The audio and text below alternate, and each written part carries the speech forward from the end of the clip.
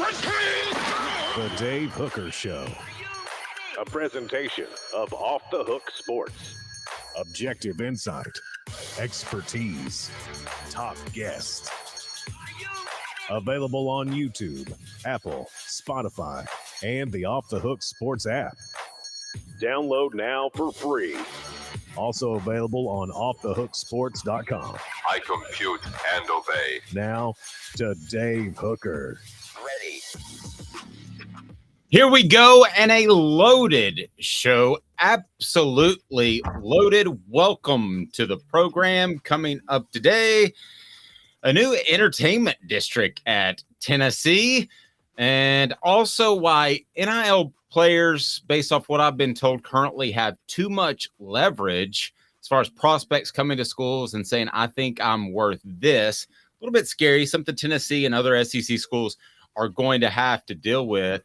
And then Victor Wembanyama had me wondering the biggest bust of all time. In case you don't know him, he's the biggest basketball prospect since a guy named LeBron James.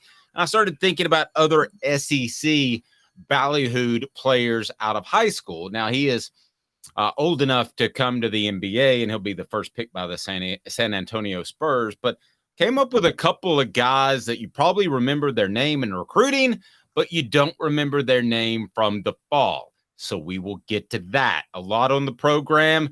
How are you, Caleb? Your lighting is much better, and hopefully we won't have any sort of goofy technical issues like yesterday. But we're off and rolling. How are you, sir?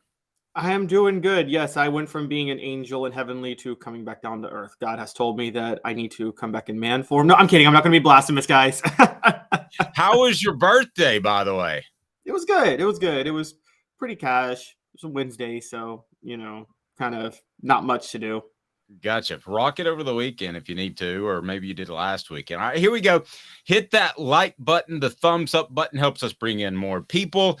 As the one, the only Jacob Warren would say, tight end who's actually on vacation this week. So we won't be hearing from Jacob. We'll hear from Cooper. What do you think, Jacob Warren, about that subscribe button? What's up, everybody? This is Jacob Warren asking you to like, subscribe, and share. Dave needs this. Yes, he does. So today, by the way, the Celebrate 98 series, if you haven't subscribed yet, please do so, because we will visit with Sean Ellis, who did quite well in the NFL, and also another special guest. We'll have a couple of editions of the Celebrate 98 series coming up on the YouTube channel. So again, I encourage you to hit that like button and subscribe. Celebrate 98, 25 years since Tennessee won a national title. So let's take a look right now at CBS Sports ranking of the top 25 Power 5 college football coaches entering the season. Let's start with Tennessee. Josh Heupel jumps from number 33 to number 16 in a year. That's a very significant jump. When you start getting into the 5 to 15 range, you're talking about guys that are competing for championships, that are knocking on the door at especially a 4-team playoff, but a 12-team playoff as well. And then your next level are guys that have won a championship. So what do you think of Josh Heupel being number 16 in the country? Thoughts, Caleb? I think this is significant, and one of the standout parts of this ranking is who Josh Heupel jumped. He jumped a lot of people, but one of the people that was at the expense of, who took a giant nosedive, was Jimbo Fisher, who went from 5 to 20. Yeah. So Josh Heupel went from 33 to 16. So people are putting more faith in Josh Heupel than a national championship head coach now after just 2 years at Tennessee. And I don't think they're wrong. I mean, I put more faith in Josh Heupel than Jimbo Fisher. Other people he jumped, I mean, he's higher than Mike Gundy now. That threw me off. I didn't think he'd be higher than Mike Gundy. He's higher than Mark Stoops. That threw me off. Mike Norvell also made a giant jump. He made a bigger one than Josh Heupel, from 47 to 19. But again, that's because everybody is begging for Florida State to be good, and they favor them more than any other program in college football. But a couple other ones that jumped big. Brett Bielema, but Josh Heupel still ahead of him. Oh, another national championship head coach Josh Heupel jumped.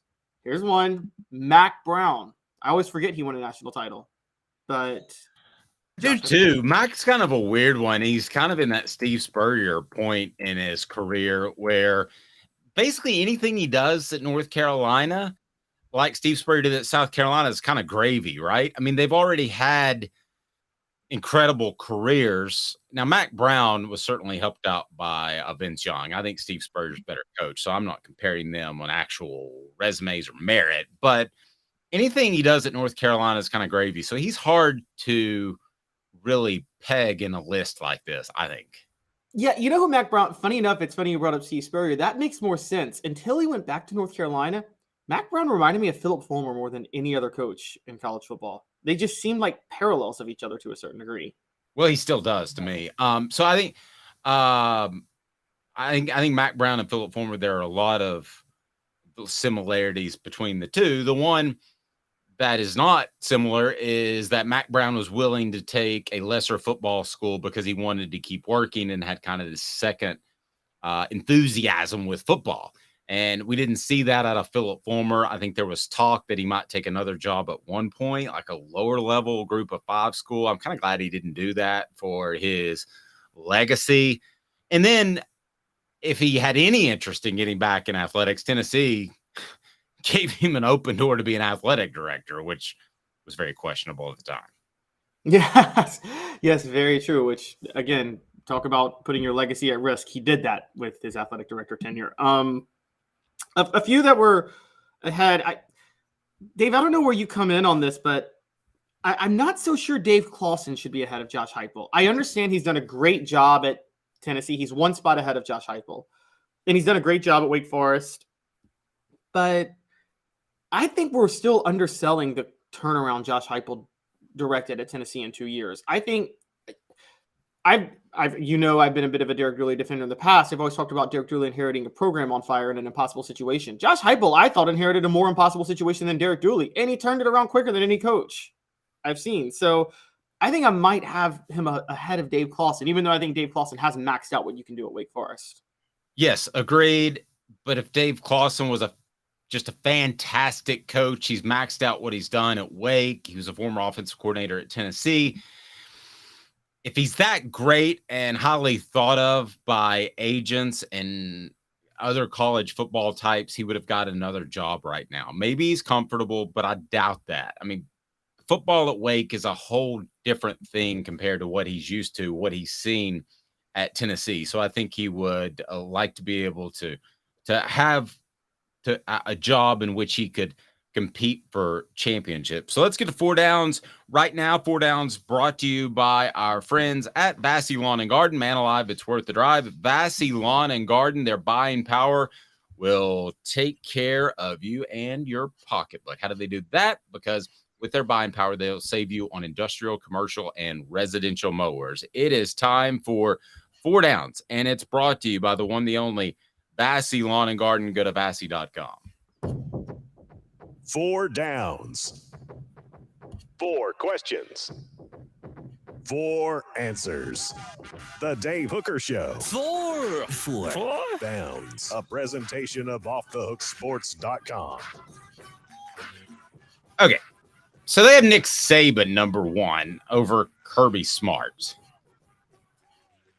I understand the history, but right now, from what I've seen, and keep in mind, Georgia is 1-7 against Alabama, so it's not like they've completely turned the tide. Hint, hint, hint. But based off of the recruiting and what I've seen on the field, I don't know how Kirby Smart's not the best coach right now in the nation. You want to take Alabama based off history, you can, but who you hiring tomorrow, not just because of age. Let's say you could get 5 years out of either. Let's don't worry about age. Let's say they're both 60 and you got 5 years to get as much as you can out of them. Which one are you taking, Kirby Smart or Nick Saban? I'm sorry, Dave. I'm still taking Nick Saban. If I can get 5 years, I'm still taking Nick Saban. And I think, look, Kirby Smart's all things being equal, Kirby Smart's at a better job than Nick Saban's at. That's crazy to say, but if all things are being equal, Georgia's a better job than Alabama. It's an easier job. You're absolutely right. I've got no argument with that. I think it's a better job. I think it's got a better recruiting base. So that was first down. You would have Alabama number 1, as would I. Then you have Dabo Swinney coming in at number 3. Sorry, not on board with this. I'm not sure that he'd be in my top 5, to be real frank with you. And the reason is I think Brent Venables put together that defense a lot like John Chavis with talent was able to do under Philip Fulmer. We could go on and on and on now about how on the other side of the ball, Gus Malzahn at Auburn and all the guys that have had success as coordinators really propped up a head coach. I think Venables propped up Dabo Swinney to a large extent, and I just don't see them winning another championship. So behind him is Lincoln Riley, Jim Harbaugh, Brian Kelly. Is Dabo Swinney on second down overrated? I say absolutely at 3. It's hard for me because I get your point. As a pure X's and O's coach, I'm with you. But the thing is, I can't knock Dabo Swinney. He's really good at hiring the right staff. I mean, he just went and got Garrett Riley out of TCU. So, yeah, I think that, we talk about the guru versus a CEO when it comes to head coaches. I don't think there's a better CEO in college football of a program than Dabo Swinney because he knows who to hire. Now, he doesn't know what to say all the time. So, no, I would probably knock him down. I would probably put Jim Harbaugh ahead of him, and I would probably put Brian Kelly ahead of him. I'm not sure I'd put Lincoln Riley because, look, I'm going to talk about this later this summer. It's one of the topics I've wanted to dive into, comparing Lincoln Riley to Josh Heupel, because they're very similar in certain ways, but they're like Heupel. There's a big question if Lincoln Riley will ever have the defense to win a national championship. Okay, you said something a couple of different times about Riley going to Clemson. You seem sold on that as a great hire as an offensive coordinator. He was at TCU. They put up incredible numbers, but how much of that was Sonny Dykes? I feel like I'm still unsure if that's a fantastic hire or not. Well, remember Sonny Dykes was fired by Cal, and he had a bit of a Mike Leach problem where, rest in peace, where he was committed to his way of running the air raid and no other way. And I think Garrett Riley is the one that added more versatility to it. And so I do think, look, I put a good bit of faith in Dabo with who he hires for his staff. Back in the day when he lost Chad Morris, which really helped propel Clemson, was Chad Morris and running that spread. I don't even think Chad Morris is that good of a coach, but he ran a spread when no one was running it. He goes and gets Tony Elliott, does a pretty good job there. I think what Dabo is very smart about doing is identifying what offense nobody else runs into his conference at the time. And he says, hey, if I run that offense, they have to prepare for this in just 1 week. And that's going to be really, really hard. That's been Dabo's skill the whole time. Kind of like Georgia Tech and the triple option for years. Okay, so the top 10, we're going to get to third down. Top 10, Penn State, James Franklin is number 10. Wisconsin's Luke Fickell, 9. Ohio State's Ryan Day. Utah's Kyle Whittingham is number 7. LSU's Brian Kelly, number 6. Michigan's Jim Harbaugh is number 5. Southern California's Lincoln Riley is number 4. We talked about Dabo. Out of that 4 through 10 group, third down, who is overrated? I got 2 obvious ones, and it's 2 Big Ten East coaches, James Franklin at 10 and Ryan Day at 8. We're on the same page. We're supposed to debate these, but I can't argue with either of those. Yeah, they're just both massively overrated. Yeah, I mean, I believe there are, we talk about LSU being a great job, and it is, but I believe there are 15 to 20 coaches that could do what Ryan Day has done at Ohio State. Now, Kyle Whittingham's the interesting one to me as we get to fourth down, the most underrated coach. So we did overrated. We agree on Franklin and Day. Who's the most underrated coach on this list? All right, are you ready? Yeah, I'm ready. I'm scared, but I'm ready. All right, hold on to your seatbelts. Clark Lee should be way higher than 56. Oh my gosh, at Vanderbilt? It's okay, but that's the point. He's at Vanderbilt. And he went 5-7. He beat Florida last year. Okay, and he beat Kentucky. He's at Vanderbilt. Look, okay, Dave, a question. Clark Lee is number 56. Billy Napier or Eli Drinkwitz is number 51, and Billy Napier is number 43. Of those 3 coaches, who would you say did the best job last year? Of which 3 again? Give them to me. Clark Lee at Vanderbilt, Eli Drinkwitz at Missouri, Billy Napier at Florida. Well, Clark Lee did. Wait, how are Billy Napier and Eli Drinkwitz ahead of him? Well, I was just going out of the top 10. You don't have Clark Lee anywhere close to the top 10, do you? No, Clark Lee is not my top 10. If there's a coach who should be top 10 who is not, I would go with Mark Stoops. I just think I don't think we appreciate the job Mark Stoops has done at Kentucky. Interesting. The Mike Gundy thing, where did he end up on this ranking? Mike Gundy ended up at number, 17 on the ranking. Can we get a fit down like the old Colorado game back in the day?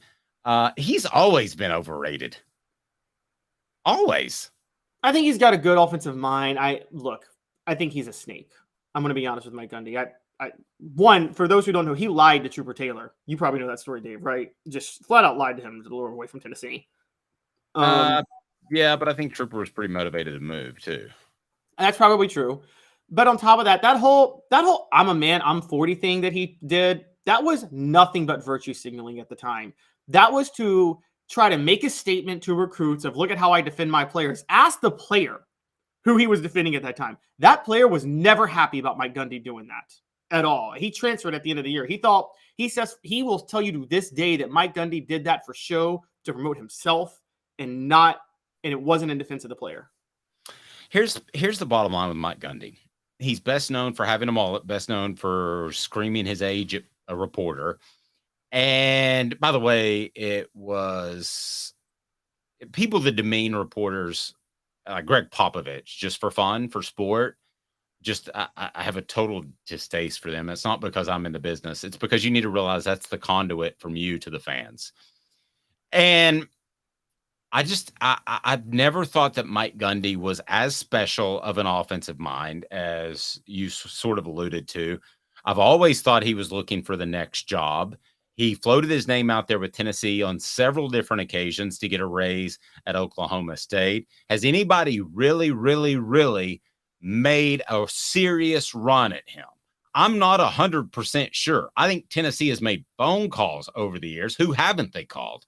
But as a whole, I don't know anybody that's made a monstrous run at Mike Gundy, or they would have got him. I know Oklahoma State has a lot of money. I'm well aware of that. They have incredible oil boosters, but I just don't see him as an upper tier coach. It's been too long. If he ends his career at Oklahoma State without a national title, that's not a successful career, given some of the discussion about him being one of the top coaches and one of the top candidates in the nation. It's just not. Let's get to the Neyland District.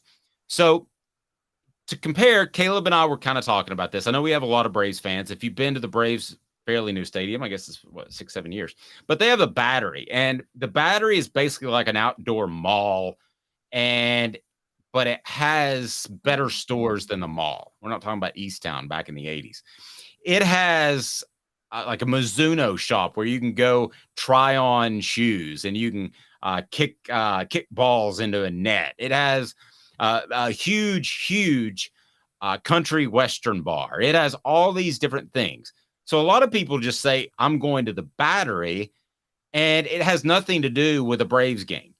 That, I think, Caleb, is Tennessee's goal with this Neyland District, is to build something that is attractive to everybody involved around the game.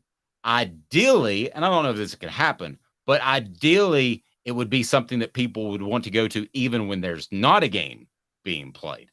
I don't know if that's too aggressive, if that can actually happen, but I think that would be the ultimate goal. You achieve that, you achieve a moneymaker on campus, and I'm going to tell you why I'm not crazy about it, but that would be the ultimate goal. If you've got an event that has nothing to do with a football or basketball game, but it's going to connect Neyland Stadium and Thompson Bowling Arena. What are your thoughts? Disneyland,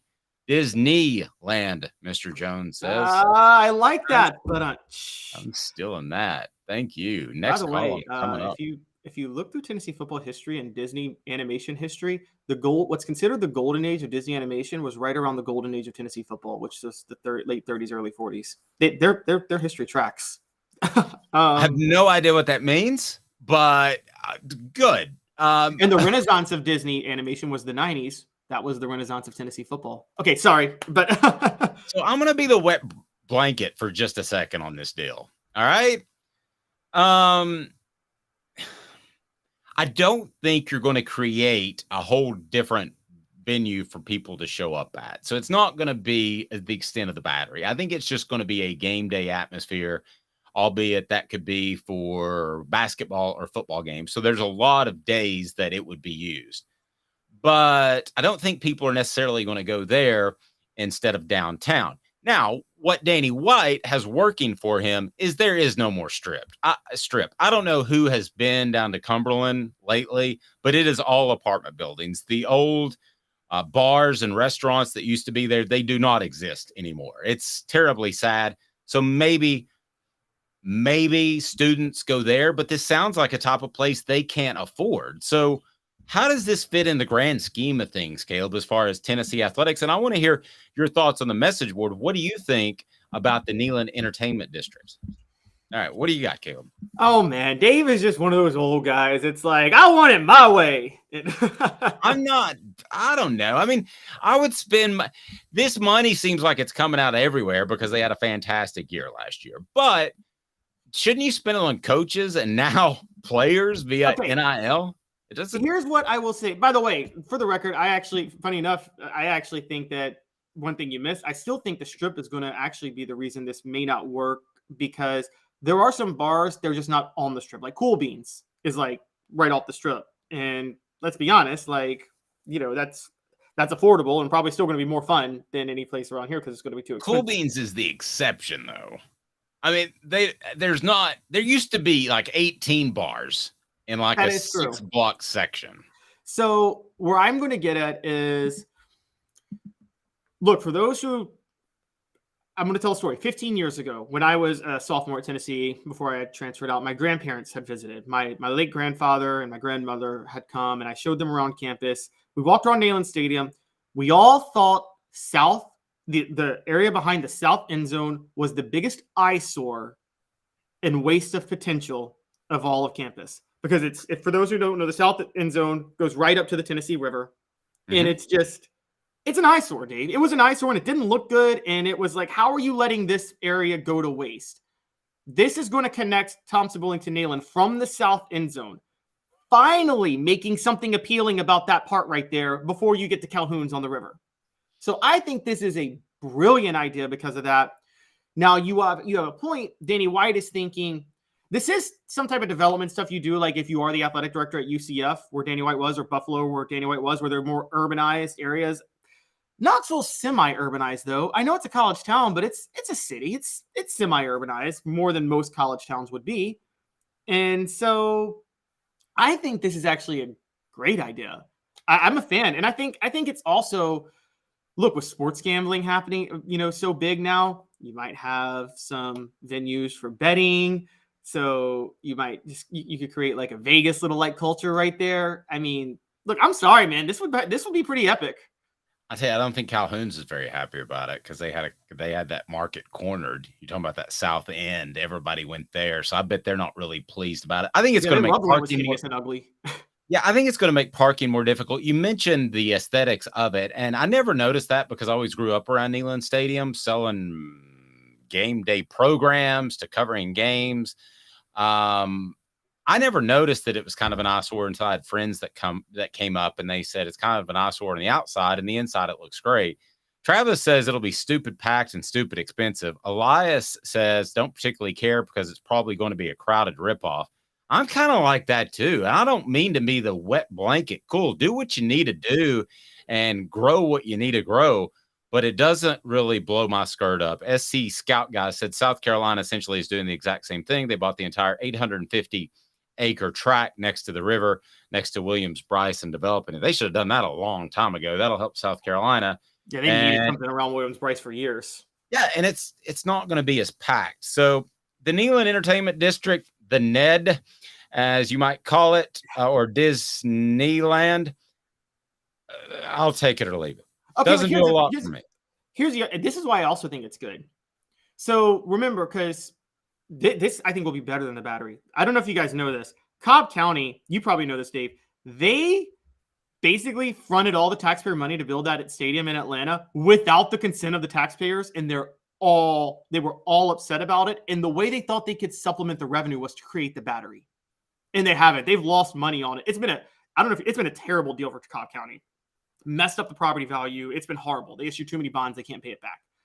Luckily, this isn't the same with Neyland Stadium in Tennessee. This is going to be donors and boosters doing it. It's not like Knoxville taxpayers are funneling this money to do this.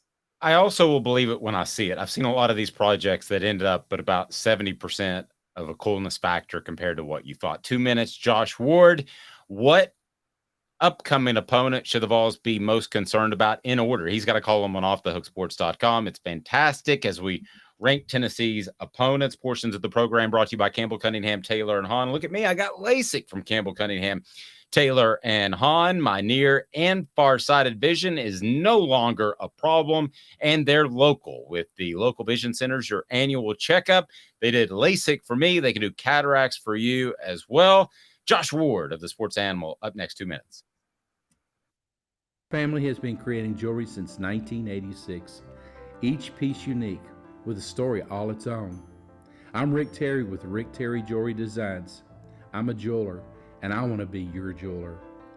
We're grateful that you chose us to be Knoxville's best jeweler. My family and staff look forward to serving you. So please come see us. Kingston Pike and Campbell Station Road in the heart of Farragut and downtown on Gay Street, right next to the Tennessee Theater. Hi, Mike Davis here with City Heating and Air, reminding you to always dare to compare. Our team provides quality local heating and air service, installation, and maintenance across East Tennessee. We use only the best equipment like American Standard heating and air conditioning for your residential, new construction, or commercial needs. Honesty, dependability, and customer satisfaction have been the cornerstones of our business since 1961. City Heat and Air. Dare to compare. With all that sun, sand, and salt water, the beach is a very relaxing place. Unless you wear contacts. Ow! Open your eyes to the best the beach has to offer with LASIK vision correction from Campbell Cunningham Laser Center. Do you want to own the more that owns every job? Then get to Vassy Lawn and Garden in Cleveland and get you a Toro. I'm David Vassy, here to talk to you about Toro. With a Toro Zero Turn, you'll get more out of every minute and you'll reach the finish line faster. At Vassy's, we like to say, no matter if you're mowing 3 acres a week or 11 lawns a day, homeowners and business owners alike find confidence in equipment they can trust from top to bottom. Vassy Lawn and Garden, Highway 60 North in Cleveland. Man alive, it's worth the drive. These mountains hold and defend a spirit far better than moonshine. A drink that holds flavor, that becomes necessity. A hard cider made and relished by folk who are as hearty as they are legend. A refreshment that can only be found in one place. With a taste that makes you say, give me 3 bottles of the good stuff. Tennessee Cider Company, where necessity can be found. Objective coverage. Hey, that's new. If we get caught, we're going to jail. The Dave Hooker Show, a presentation of Off the Hook Sports. YouTube, Apple, Spotify, and the free Off the Hook Sports app. I'm going to need to see some identification. Back to Dave Hooker. This guy is the sports animal. Josh Ward joins us. He's on noon to 3, the flagship station of the Vol Network, right there in Knoxville, WNML. Josh, how are you, sir? I'm good, guys. Great to be with you. What do you think of the Ned? Yeah, the name that you're coming up with needs work. I would say that for sure. I'm workshopping it. Yeah, I like the idea that there is use for that space besides 7 Saturdays a year. So trying to make a 12-month use out of a large amount of space and turn it into useful venue, something that will look better long-term. That makes a lot of sense. We can workshop the name. Orange Light District, Orange and White District. Can come up with some different ideas. Orange Light District. Yeah. I love that one. What we need. Yeah, that we need an Amsterdam is basically what we need on the river. With the shows and the substances and that. If for any Ted Lasso fans out there, the Amsterdam episode ended up being it's a clean episode, and it was I think one of the more entertaining they've had in the 3 seasons. So we can workshop it. There's a lot to come up with there. Does anybody among the three of us know somebody that's gone to Amsterdam? And have you had the discussion of what did you do while you were there? I've had a buddy went to Amsterdam and was like, what did you do when you were there? And he said, oh, we just did some stuff. And I said, so I don't believe that. And I said, so did you go one of those cafes there? Yeah, maybe. I said, did you go one of the shows? You don't know they have like shows with the ladies and the gentlemen. Shows, yeah. Yeah, shows. And he said, maybe. I said, did you take your wife? And I was like, I don't want to hear any more about this. All right, John. And he actually went with his sister and his brother to one of those shows. That feels awkward to me, but I'm going to move along. All right, Josh. So you got us thinking about this originally because you pointed out that Kentucky was a game that Tennessee needs to be worried about because the way it fell on the schedule. So that got my brain tumbling, which is a scary thing. And I thought, well, hey, Josh Ward, let's rank Tennessee's opponents based off the beatability scale and how concerned they should be. So that's what we did. So talk about going into this project, which is on offthehooksports.com, and you can read it now. We're going to break it down. What you used as criteria to rank what schools where. Yeah, different collections of criteria. Austin P ranked last. It only made the list because Tennessee agreed to play the game. So Austin P leads things off. Tennessee will win the game and will win by a lot of points. That's all that needs to be mentioned for the Governors, with all due respect. UConn is similar. Jim Moore did a nice job. I think was better than a lot of people expected last season getting to a bowl game. But if Tennessee had played UConn in a bowl game, the Vols would have crushed the Huskies and will do so at Neyland Stadium. Then things kind of get interesting. So in non-conference, you have Virginia, you have UTSA. I actually ranked both of them ahead of Vanderbilt. Perhaps that's too hard on the Commodores, but last year Vandy had a good opportunity going in, having won a couple of games in a row, and then Tennessee, despite a deflating loss and having to change quarterbacks, absolutely steamrolled Vandy. So why won't that happen this year?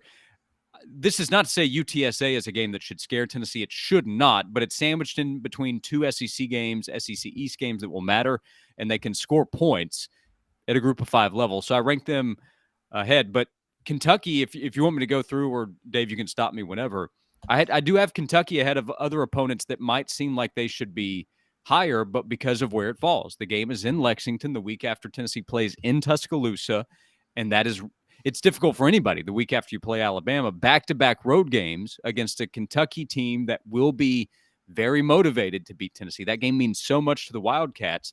This is not to say that Tennessee will lose, but that's a dangerous spot. So I have Kentucky ahead of South Carolina and Florida. And South Carolina actually have probably ranked lower than where some others will have, considering last year's result. But that game is circled for Tennessee. I have no concern about the Vols being ready for South Carolina when that team comes to town. Couple of schools I want to discuss, and I know Caleb wants to discuss Texas A&M because he believes there's a chance that the Aggies will just disband their football program this year, not even show up at Neyland Stadium. So that would be a win by forfeit. But South Carolina, you have it 6. Did you factor in the revenge factor? Because of all the games that could maybe sort of be coin tosses, which I guess that would be considered after what they did to Tennessee last year. I just think the motivation factor is going to be huge. Not that you're not motivated to play other games, but man, last year was a gut punch. Yeah, I factored revenge for Tennessee, the motivation in for sure. And that's why I don't have it as high on the dangerous list. It's 6th. Like Tennessee hasn't reached a level to where you just check that game off. So South Carolina being ranked behind Florida, A&M, and Kentucky on the dangerous list doesn't mean it's an automatic win. I just look at that as one where Tennessee will play UTSA as much as I respect what that team is. That's a lighter opponent compared to SEC teams that Tennessee will face in terms of preparation for the next week. It'll be in Knoxville. There will be no reason for Tennessee to overlook South Carolina, quite the opposite, considering last year's result. And I still see South Carolina as a program trying to catch up to where Tennessee is. So it's a game that Tennessee could lose. But if Tennessee is focused, which I don't think was the case for everybody last year, then Tennessee should be the better team and should beat South Carolina. Josh's appearance brought to you in part by City Heating and Air Conditioning. 50 years of integrity, 50 years of service in Knoxville. Your HVAC unit may not need to be replaced, just may need a part or some coolant, so you know you'll get the right call with City Heating and Air Conditioning, cityheatandair.com. Click the thumbs up button. If you haven't subscribed yet, you're crazy, because the Celebrate 98 series continues with Sean Ellis. Hit it, Caleb. Josh, it's funny, when you were naming the schedules in order, you said Florida, and then you said A&M, and then you said, I think, South Carolina, but you said Florida A&M, and I think Florida A&M would be tougher for Tennessee than Texas A&M this year. The question I have for you with how Texas A&M could be ahead of Florida. At some point, did Jimbo Fisher like try to pick up your mom or something? Caleb hates Jimbo Fisher like nobody else. I don't hate Jimbo Fisher, but no, he didn't. And it's more likely Jimbo Fisher's ex-wife tries to pick up me. So, okay, so. All righty, there he goes. That's high hot heat right there, Josh. In case y'all, I'm sure y'all all know the story on that one. But Josh, Texas. My issue with you having Texas A&M ahead of Florida is that Tennessee still has to visit Florida, where they haven't won since 2003, and they've only beaten Florida twice in the last 17 years. Mm-hmm. And they get Texas A&M at home and Texas A&M off a bye. So forget like where the teams are going to be, and I think Texas A&M is going to be awful and collapse this year. Don't those things make Texas A&M an easier game? I mean, Josh Heupel off a bye, isn't he almost unbeatable? Yeah, so that one I probably struggled with more than any other. The difference ended up being Texas A&M's players. Their roster is significantly better than Florida's. Texas A&M has a roster that should make almost every program in the country jealous. The problem is that it's been mismanaged and the offense has been embarrassing with the level of talent that it has and the results that we've seen the last couple of years. So you could end up being right. Like if it falls apart and Texas A&M disappoints again and they force Jimbo Fisher out despite his high buyout, I won't be surprised. And from a scheduling standpoint, I did note in the column, Tennessee has the advantage having the week off while A&M has to play against Alabama. It simply came down to players. But I agree with you in everything that you're saying about Florida. Going to Gainesville is not easy. And odds makers are making Tennessee a touchdown favorite right now at Florida, which is actually a huge number considering Tennessee's results there. But it's also the first game in SEC play. And what if Tennessee has a difficult time early in the game offensively and it's tied and you start to wonder? So if you say Florida should be ahead of Texas A&M, I have no strong argument against it. It simply came down to players. If we're wrong on the side of, okay, it's going to fall apart. Let's say Bobby Petrino does come in and work wonders with Connor Wegman, who is talented. Like Florida would love to have him at quarterback. And then all of a sudden they have this 5-star running back that's come in and they have future NFL players at wide receiver. And we still have questions about Tennessee's defensive backfield. All of a sudden things could get interesting in that game. And their defense has all kinds of talent. So it was simply a roster bet on Texas A&M that they get things figured out. But it could turn out that this is a disappointing season for A&M. And if it doesn't work out this year, they can't have Jimbo Fisher continue to coach because they have too much talent to waste it. Yeah, but man, the buyout's like still like 75 million plus, isn't it? Man, they're in a hairy mess. I kind of go drill some oil and pay it. But that's if that's if it doesn't work out. Just a few years ago, they were the team that everybody said that's the snub to not be in the playoff. So it hasn't been that long, but they almost beat Alabama last year, despite having a terrible season. They were a play away from beating Alabama, and 2 years ago they were 8-4 and beat Alabama. So if they're capable of doing that, they are capable of winning in Knoxville. You know what you get right before you get to oil, right? There's a pocket of, you know what? And it's very valuable. You might know this. Think John Ward, Josh's grandfather. 6 natural gas. Oh, there you go. See, they could turn that into some cash as well. It could be Walter Nolan Sack, brought to you by Natural guys. Or they could just take some Saudi blood money for some more oil. Sorry. Golly, Caleb, just on it today. All right, so Alabama, Georgia. It is at Alabama. It's a revenge game for Alabama, but I tend to agree with you. Georgia is still number one. But was that difficult in your mind? Not really. And that's a statement about Georgia. The fact that playing in Tuscaloosa against Alabama, Nick Saban, is not the number one most dangerous game. But I don't know if you've caught much of Georgia football the last 2 years. It's not an easy go. And Tennessee was good enough to beat Alabama. I know it was in Neyland, but Tennessee was good enough to beat Alabama, and that was with Bryce Young playing spectacular football. He was special that night in Neyland, and Tennessee won the game. Well, Bryce Young plays for the Carolina Panthers now. So with the concerns that Alabama has by Alabama standards, that to me creates less concern than what you face from Georgia, which also has to replace its quarterback. But Georgia's going to replace its quarterback with a very talented player who's been a part of the system, and they do have a new OC. And both games are going to be really difficult, and Tennessee will be an underdog in those two games. Right now, though, those are the only two games, Alabama and Georgia, that Tennessee would be projected as an underdog. Just it has to show that it can be topped before it's not going to be number one on anybody's list. And if I put this list together for anybody that had Georgia on the schedule, Georgia would be the number one most dangerous game because they have NFL players all over the place. Let's play an over-under real quick. How many times could I bench press Bryce Young's weight, which is roughly 195? So, Caleb, you set the over-under. 3. Okay, let's put it 3.5. Josh, you taking the over-under? You're a lifter. I would say over. I think it'd be over. Let's turn to the NIL. Josh and I were having a discussion, which is bizarre to think about. There's Jamarcus Russells of the world and those type of guys. Josh Allen's that weigh 250, and he's like a $185. I'm not sure Bryce Young's going to agree to it, though, just to be clear. No, and if it were a person, I know this from doing this bench pressing my wife. I know that when you have a person, it's tougher because you have to balance it. That's much more difficult than just being on a bar. I'm sure you know. I'm sure you bench pressed your wife before, right, Josh?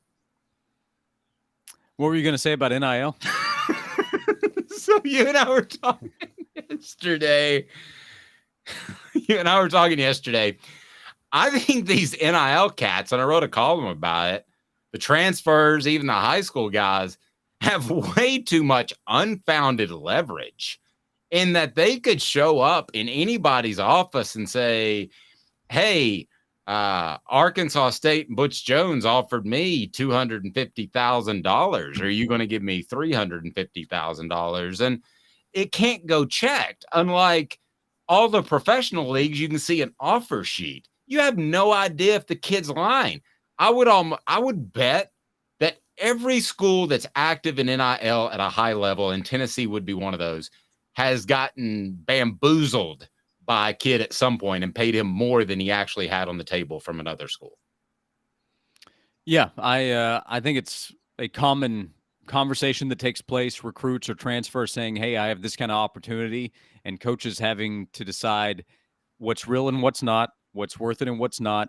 Now, in some cases, you'll have real offers and you'll have tampering involved, and you'll have a player show the current coach who will then use it against the other school. There was a good story from The Athletic this week that I would recommend people check out. But on the recruiting trail, especially with the way things have gone the last couple of years, I think it would be very easy for a prospect to say, well, I've got this school. They want to give me this. What can you do? Can you match? How high can you go? And a coach has to figure out, okay, what's real? Or whoever that prospect is talking to in that process, and try to figure it out. And I think that can be really challenging and can add to the list of headaches that coaches have to deal with. And this is not to say, hey, feel bad for all the coaches. But remember, some coaches aren't making what other coaches are in the world of college football. There are a lot of coaches that are still on the rise trying to manage all this. And it's a lot. And there has always been a lot of lying in recruiting, and that's gone both ways, coaches to prospects, prospects to— I think Josh maybe broke up a little bit. Josh, you would have finished that last part. I think we maybe lost your microphone. What was that last part? No, we lost your microphone. What happened to your microphone? You were throwing high heat there. My issue with being able to come to a coach and say, I'm worth this, is there is no checking it. There's no checks and balances. So that's the biggest concern. And Tennessee, let's face it, has put a target on themselves, Josh, and they've done so because they've been really open about their willingness to spend NIL money. I'm not saying throw the baby out with the bathwater. Just keep doing what you're doing, but there are some repercussions for being known as one of the greatest NIL schools in the nation right now.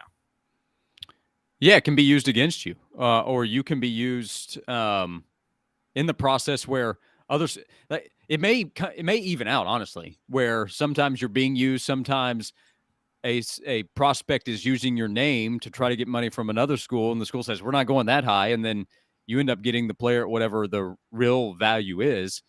I don't know that. I know that it's creating more obstacles and it's creating more headaches, and it's only going to add to the plate of what coaches and schools are having to deal with. So there's the recruiting aspect, there's the transfer portal level where a player, not even a prospect, I guess he can become one again, but a player can come to a school and say, hey, I've heard from such and such, or I've got a couple of suitors that have reached out. And maybe you name the school, maybe you don't. Maybe you're telling the truth, maybe you're not. But then there's the valuation aspect. The collective and or the coaches, if we're being honest about how it all works, have to decide, is this real or not? Does he have a real opportunity or not? How valuable is he? How high can we go? Players talk. If we give something to somebody, does somebody else want that number or more than what he's currently getting? And it's just a lot. It's a lot. And I think there's been a lot of that over the last, couple years now. And there will be more of it. It's like asking your financial advisor to be your football coach. Portions of the program brought to you by AndyMasonRealEstate.com. AndyMasonRealEstate.com. Best service, best prices in Knoxville. 40 years of experience in his office. He's my realtor, should be yours. You're going to waste thousands of dollars if you go with another realtor. AndyMasonRealEstate.com. I know we're pushing Josh, but Caleb, go right ahead. Well, Josh, you and Dave both disgust me. Okay. Good. For years, for decades, college coaches have held the upper hand, and they've been able to snake pay players all the time. Players commit to a school, they couldn't transfer. The coaches could leave whenever they wanted, and the players would be screwed. Players couldn't get paid. And not to sound Bernie Sanders here, but you guys sound like you're trying to protect the billionaires giving the NIL money out, okay? I'm saying, you know what? These rich people that throw this money out, whenever the producer or the worker or the talent gets screwed, they say, oh, that's just capitalism. That's just the market, man. It's just how it works. All of a sudden, when they're the ones getting screwed, now they want some regulation all of a sudden, I see. So now what y'all are seeing is we need some sort of regulation to protect the millionaires that are giving out this money. Give out the money. That's on y'all if you're stupid enough to give out too much money to players and they shake you down. That's how I am. Let the players get your bags, players. Don't listen to Josh and Dave. They're holding y'all back. Josh, I don't have a problem with them getting as much as they can, but as far as legislation, are we going to depend on the NCAA to legislate anything? In my lifetime, they've never done a great job at that. No, they have not. And there's no way to count on them right now, from what I can tell, with the transfer process. I don't have any issue with the players doing whatever they can to get money, as long as we're talking about doing something legal. You know, I want to have some kind of issue with illegal activity if that ends up happening. But no, a player getting what he can, go for it. I do have a problem with Power 5 schools preying on Group of 5 schools and tampering with their players when they're on the roster. And Group of 5 coaches, those would be the examples of guys. They're nowhere close to billionaire status. And most of them are not even at millionaire status, especially if we're talking about assistant coaches at the Group of 5 level. Those are coaches that are rising in the coaching ranks, and they are trying to build a career to maybe one day get to that Power 5 level. But if the Power 5 school is tampering with their players and stealing them away, a group of 5 coach doesn't have a whole lot of options. If a player is tampered with and he doesn't actually want to leave, he can then bring that evidence to the coach, and the coach can do something about it. If a Power 5 school tampers with a group of 5 player and the group of 5 player says, I'm out of here, I got my bag, I'm leaving, what's the group of 5 coach supposed to do? You can say, turn in the coach. Okay, well, that's really good for your career opportunity. If you're known for turning in coaches, even if what you're doing is the right thing, that's not going to help your career advancement.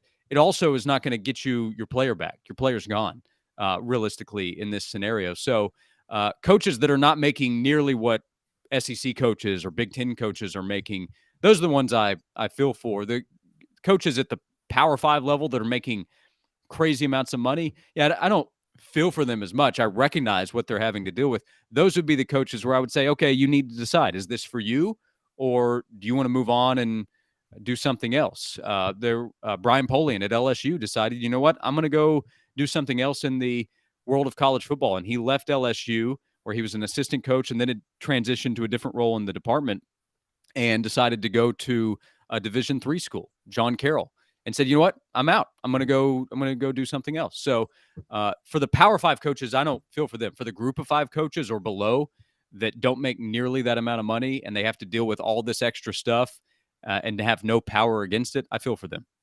Josh, I know you got to run. But last thing, I think I know where you stand on this, but let me ask both of you guys.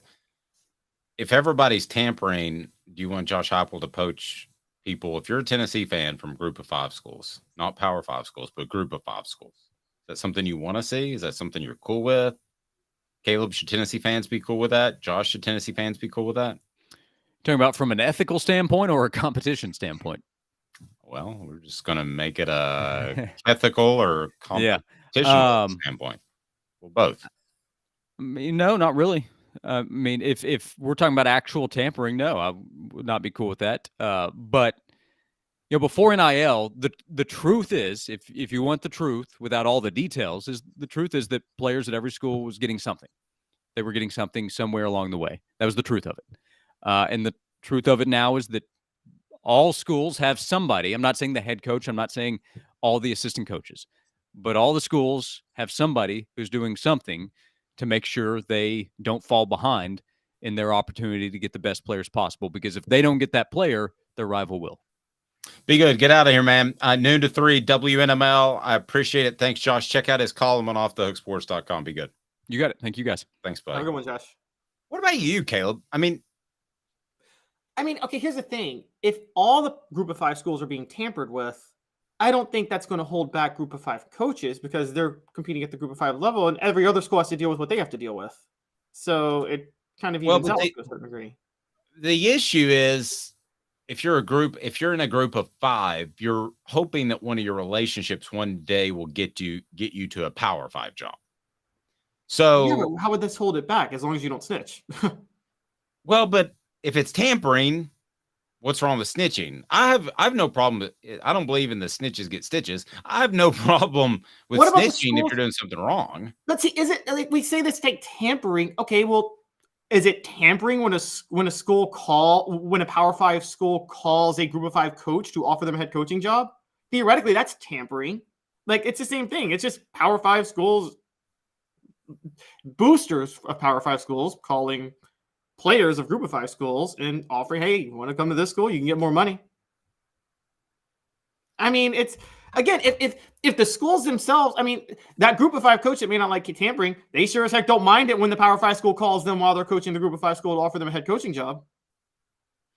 Well, and this too, let's think about the kids. I mean, if you hear about this guy that's lighting it up at ETSU and you're Tennessee, I mean, it's probably his dream to play at Tennessee, right? And he would have better facilities, better support, better educational support. So I'm with you, man. I mean, tamper away. It's not like it's breaking a law. Haven't we all had a job, but then at the same time been in contact with another company we'd like to work for while having this other job? That's normal. Yeah. I mean, what about the, and also Let's take it larger. Was the SEC not tampering when they were negotiating with Texas and Oklahoma secretly to join the SEC for a year when Oklahoma and Texas were in the Big 12? I mean, tampering is part of life. That's what you do. You try. I mean, so. By the way, my favorite player's getting gift story of all time is still Eric Dickerson getting what? Didn't he accept a car from Texas A&M? And then he Trans Am, I think. I'm sorry. I think he got a Trans Am. Oh, he did. Didn't he get a Trans Am? Yeah, it was like I think it was that group still. I don't know what they did to those guys, but they still will not say that they got anything when it's so obvious. They did. Craig James and Eric Dickerson, all those guys, they're like, no, absolutely not. SC Scout guy said the thing, I just don't want the government involved. I'm fine if Power 5 gets together and makes enforceable rules, then that is fine. I just don't want someone like Congress getting involved. I got bad news for you, SC Scout guy. The SEC wants Congress involved. Talked to Greg Sankey about this at SEC Media Days last year. And I don't know that it's going to happen anytime soon because he was talking about the midterm elections that are going to slow things down. And hopefully the presidential election is going to slow things down. What's that? Now the presidential election's already ramped up. Right. And he said that. He said, and then you'll have so when is it? So, I mean, I was blown away. I thought the NIL thing would have some sort of regulation within weeks or months. And he was talking years. So does it ever get in front of Congress? Probably not. And you have to remember, this isn't a nationwide scandal. It's not even a scandal, but it's not a nationwide sports issue like the steroid thing with baseball. So you're not just going to pop in front of Congress on a Tuesday afternoon because you're the SEC and you would like a seat at the table. But if Congress got involved, I don't think it would change much. At the bottom line is, guys, who out there has sons? If your son's 18 years old and he has an opportunity to go out there and make millions of dollars or hundreds of thousands of dollars, is anybody going to say that should be legislated against? Well, anybody? No, and here's the other big deal that people are forgetting. So the Supreme Court didn't rule this thing unconstitutional. What they ruled is that the thing that unleashed NIL was they ruled that it violates antitrust law. For Congress to get involved, they would have to completely rework antitrust law in this country. So forget NIL for college athletes at that. You realize that gets into unions negotiating at Starbucks or Amazon or just worker protections. That changes, or consumer protections. You realize how much that affects if they were to rewrite this law? It wouldn't just stick with NIL. That law, the umbrella would, by its very nature, expand. You can't just narrow this to NIL. You see what I'm saying, Dave? Because there's broad antitrust law in this country. But couldn't you do antitrust like they do with the NFL or Major League Baseball? You're going to be better versed in this than me, so you tell me. Those are, again, that's the antitrust too. It was actually, that's part of the antitrust too. I think this goes back to the Sherman Antitrust Act in the 1880s. But the thing with the NFL and Major League Baseball, and I don't know how WWE gets away with this because their wrestlers aren't unionized, but with the NFL and Major League Baseball, what they would say is there's no competition for those leagues. Those are the clear-cut, one sole league, and you can't go work for another league if you don't like how you're being treated. Therefore, you have to therefore, they're more sympathetic to the unions in those leagues. You see what I'm saying? Elias Gray answered the question. I'll tell you how they get around it. They use contractors. Same thing in NASCAR. NASCAR's never even tried to unionize, and I don't know wrestling, but I'm guessing it's the same thing. You just collude together with 4 or 5 other decision makers. It's even easier. I mean, it's incredibly easy in NASCAR. Here's what but see, here's the thing with NASCAR and with college football, and this is why what I said, I don't know how WWE gets away with this. Yes, you use contractors, but if you're contracted, you own your own name. You own your own brand. You know what I mean? The NASCAR drivers, they own their own name, and they're going to get paid if they're in a video game whatsoever. WWE, they use independent contractors for the wrestlers, but they own the wrestler's nickname and their likeness. How do they get away with that? That's the most illegal thing in the world. And well, the bottom line is they have the power to exclude them. It's collusion is what it is. Or maybe it's not even collusion. Maybe it's just whoever's in charge. Like NASCAR, the Frances are the only ones. So it's really not collusion. It's just the bottom line is you're not good enough to be a Formula One driver, and we'll just run you out of the sport in America if you do something that goes against what we want. I mean, they had issues with a driver whose name escapes me that may have done drugs, didn't fail a test, and he was like suspended for 6 weeks, and he came back and he may have done drugs again, and then his career was over. His name escapes me. Seems like it was Jeremy. Probably somebody can help me with that.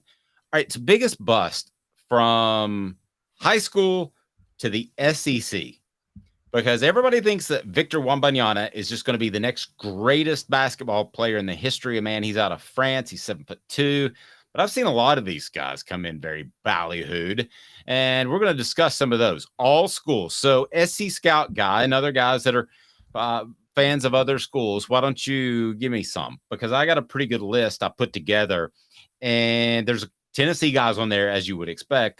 There's more than that. And why Tennessee, if you're going to take basketball seriously, you can do it. Like this afternoon, you can take basketball seriously, and you can change your program, and you can be in the Final Four next year. And I'm going to tell you how right after this, and it's pretty darn easy. 2 minutes off the Hook Sports. And Craving Wings South North Shore location, where we've heard people say that you can get the best wings in East Tennessee. Pero ¿quién es este? El número 87, Jacob Warren. I'll just do 6 of my sauce 87, please. Imposible, señorita. Dale 6 más. Look at these wings. Perfectas, deliciosas, fantásticas. Man, I don't know what you're saying, but it sounds awesome. How do you say fresh, never frozen in Spanish? Frescas, nunca congeladas. Make your way to Craving Wings and get you 6 más. But what was funny about Cadis, we were a full continuum of care at that time. We had detox, we had inpatient, we had outpatient. So we were doing a lot of the things that we do now. But now we just do them so much better. It's really a simple program, but we're complicated people. I am what I am, and now I got to do something about it. You can take your life back. Call Cadis today. Got cataracts? We can fix that. Never miss another moment.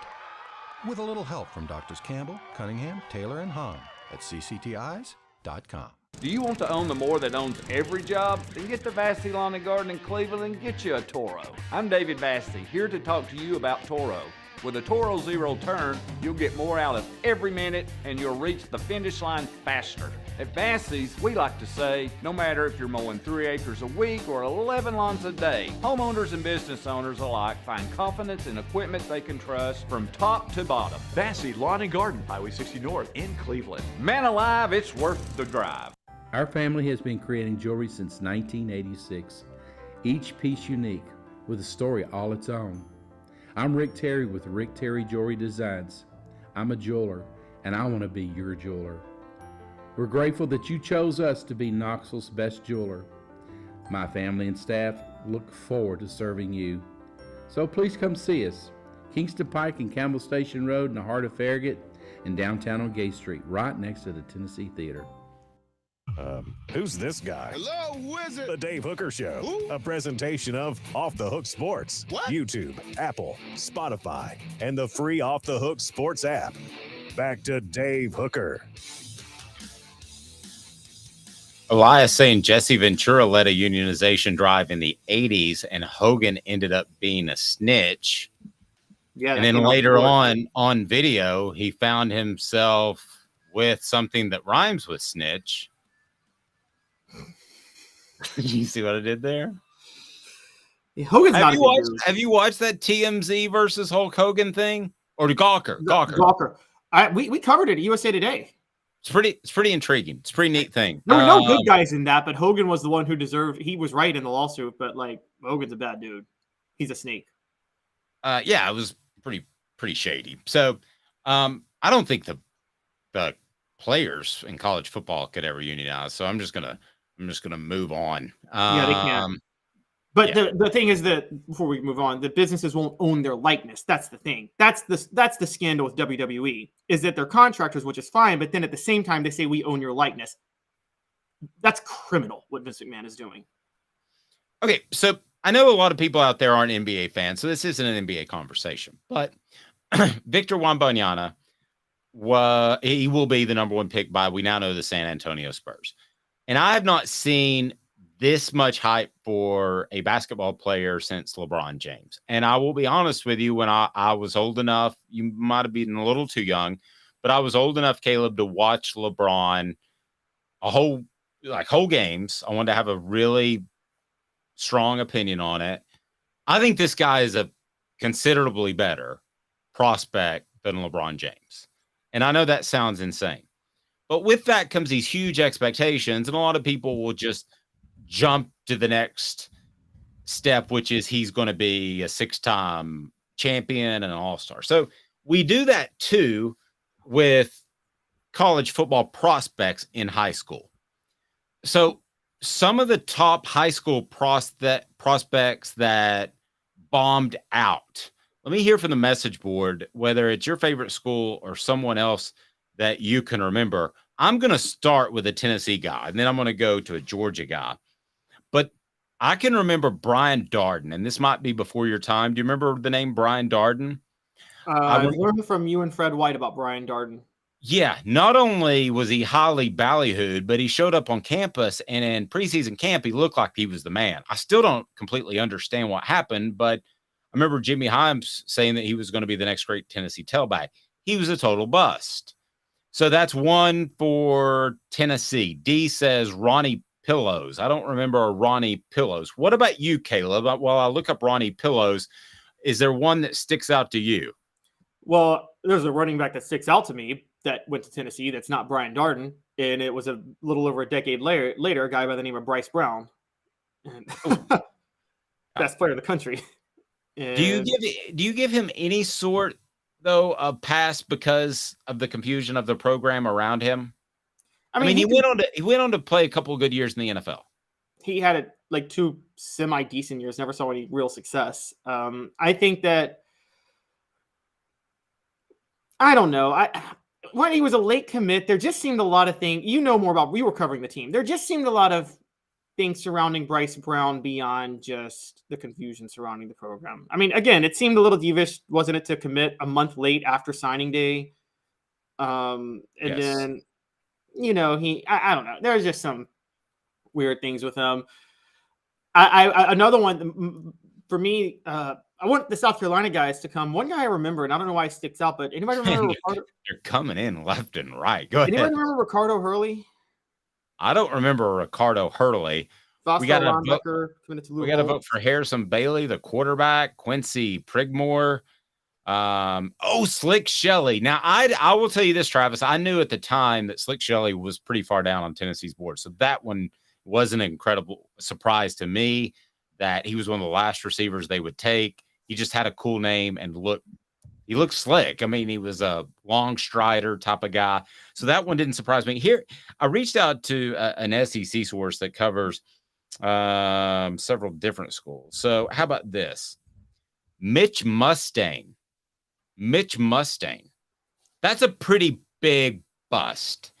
And if you remember, he was at Springdale, Arizona, and he had 2 really highly rated players around him. One was a tight end, and then he had a running back, I believe, that was highly rated. They both had great careers and just busted out. Here's another one, LSU. So Mitch Mustang went to Arkansas, flamed out. Ryan Perlew, LSU. Who remembers that one?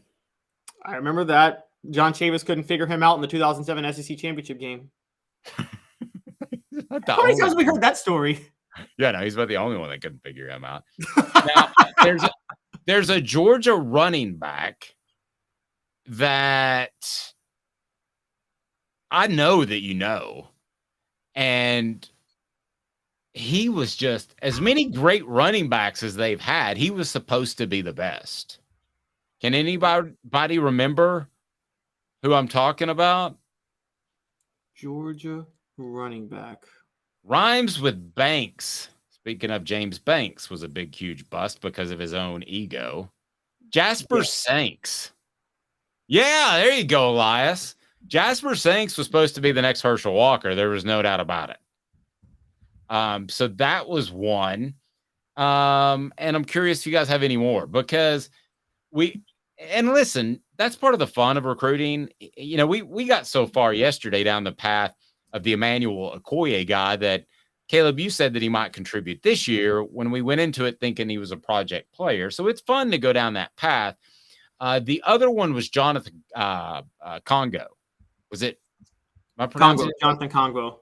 Yeah, Jonathan Congo. So okay, somebody said, let's be fair. Said to me they hope that he's not that guy. Sorry, go ahead.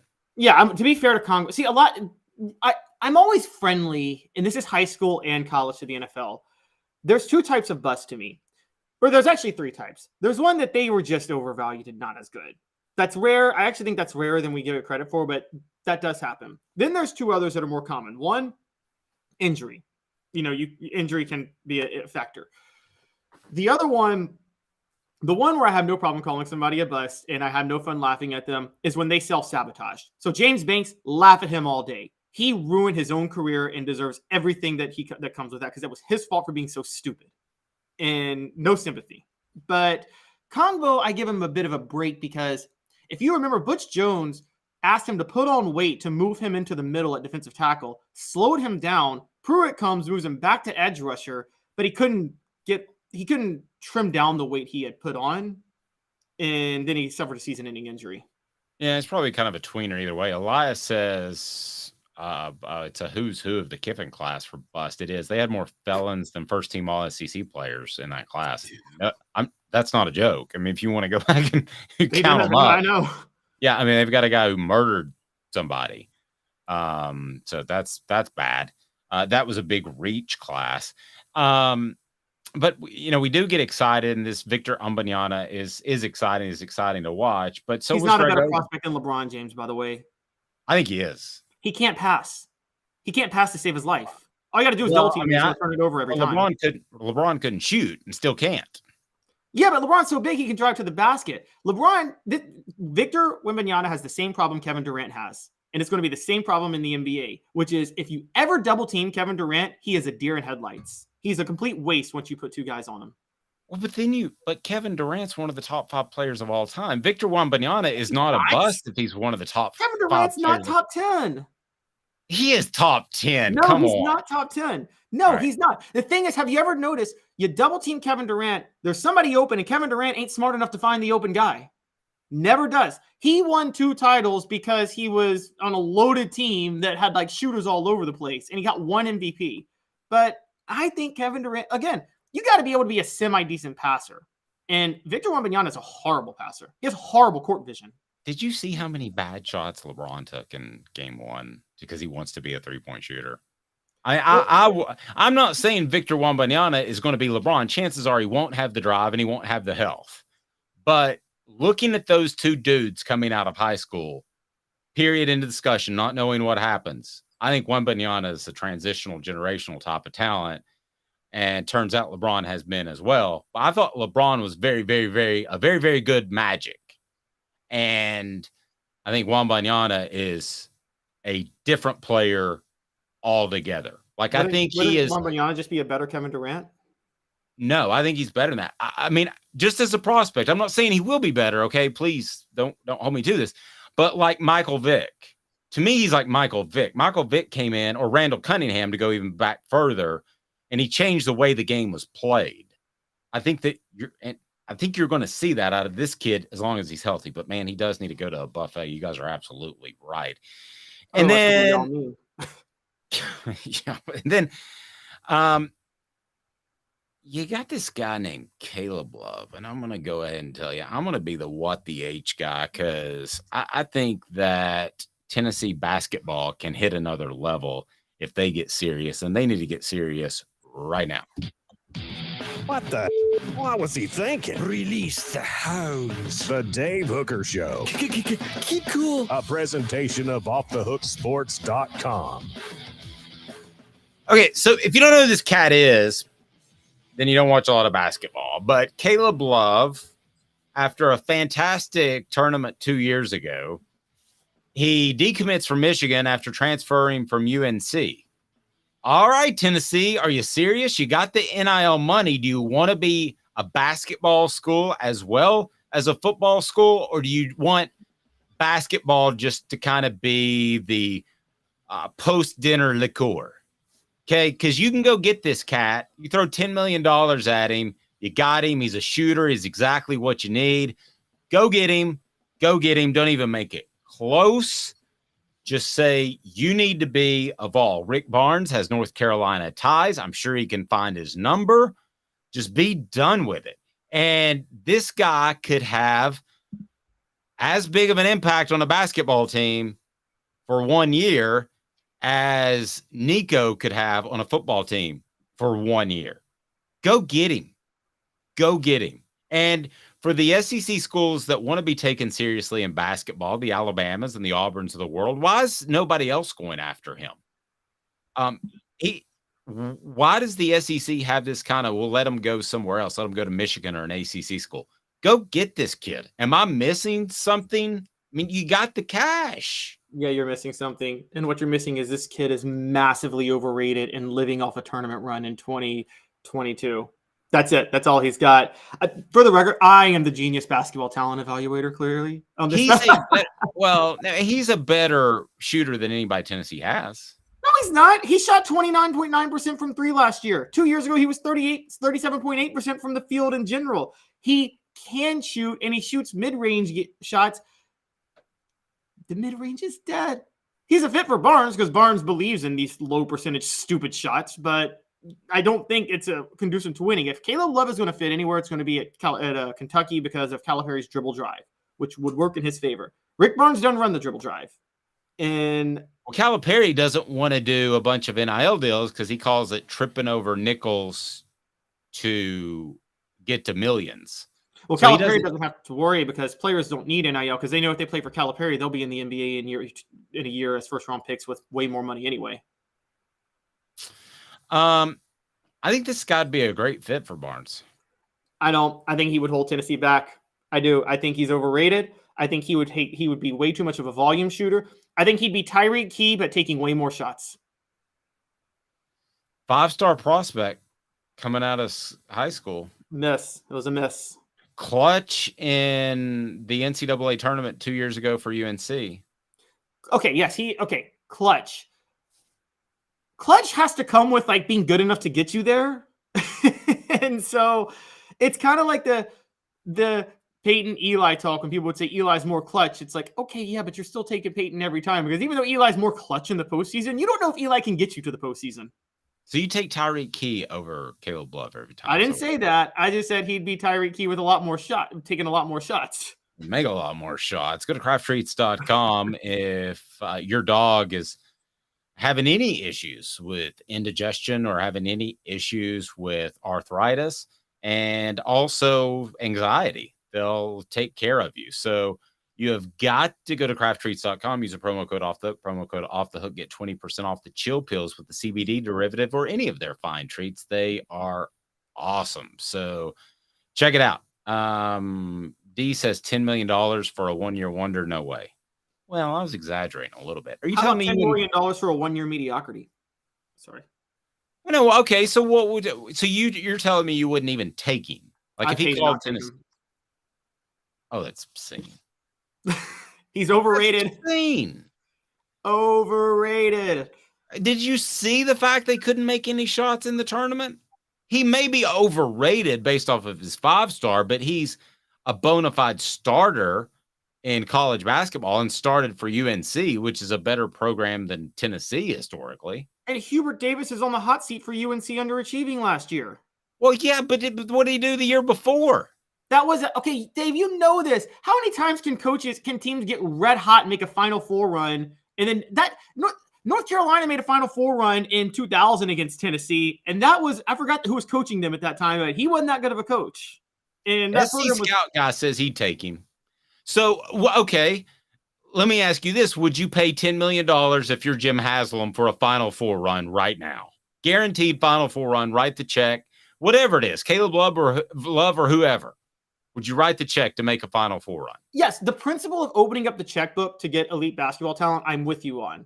If we want to talk about that, you don't think he's the guy. You don't think he's the guy. I just don't think he's the guy. I would pay $10 million to get. Well, here's the thing you have to remember: Tennessee's not going to get the guy until they prove they can get to the Final Four. So it's the chicken or the egg thing. Well, you're not going to get to the Final Four with Caleb Love. Okay, that was a fluke run 2 years ago. That's not happening You again. got to get there with somebody. Their recruiting is a bunch of transfers who are just kind of okay. And this guy's better than the transfers they've taken in. They're recruiting well. Remember, they have JP Estrella, Cade Phillips, Freddie DeLeon coming in. Those are all 4-stars I just named. Well, I was talking about transfer guys. The transfers they've taken in recently. Yeah, they're recruiting. They're recruiting sharpshooters because they need more shooting. Because as I said last year, Tennessee couldn't buy a bucket. Okay, so you want to turn down the best shooter in the 2022 NCAA tournament? Yes, because that was the biggest fluke of all time. He got hot the way how many? Yes, that was a fluke run, that 2022 NCAA tournament. He's overrated. He's not that good. That NCAA tournament run is. I'm trying to think of a player. Who's a player that had a great bowl game, and we thought they were great because of a bowl game. Well, Dave might say Joe Milton, but okay. So, but great. You know what that 2022 NCAA tournament run is? Oh, you're gonna love this. You're gonna love this. That 2022 NCAA tournament run is the equivalent of Alex Brown's 1999 performance against Tennessee when Florida played Tennessee. Alex Brown became an All-American type player and considered an NFL draft pick because of that one game. And you and I know, Dave, he was one of the most overrated players that ever played football. Yeah, and that was T shaking his hands, if I remember correctly, right? T shook his hand. Yeah, no, like when he was under center, he would shake his hands right before the snap. So Alex was reading that. Oh, okay. Well, yeah. So that I think I did hear about that. But so it made him look a lot better than he was because he was getting a pre-snap read. And I don't even think he told his teammates, which sometimes you don't do, because then some idiot defensive tackle will tell. He'll mention to offensive lineman, hey, we got you. You're shaking your hands. And I think Alex Brown just totally took advantage of that situation. That made him a 3-year household name at Florida, and he never had another game like that. But people kept talking about him like he was a star because of that one game. Somebody to shake his hands. That's what he needed. Have a fantastic afternoon, morning, day, whenever you're watching. We appreciate it. He's Caleb Calhoun. I'm Dave Hooker, a presentation of Off the Hook Sports that is live wherever you stream, in particular YouTube and Twitter at 10 a.m. Eastern Time. We'll talk to you next time.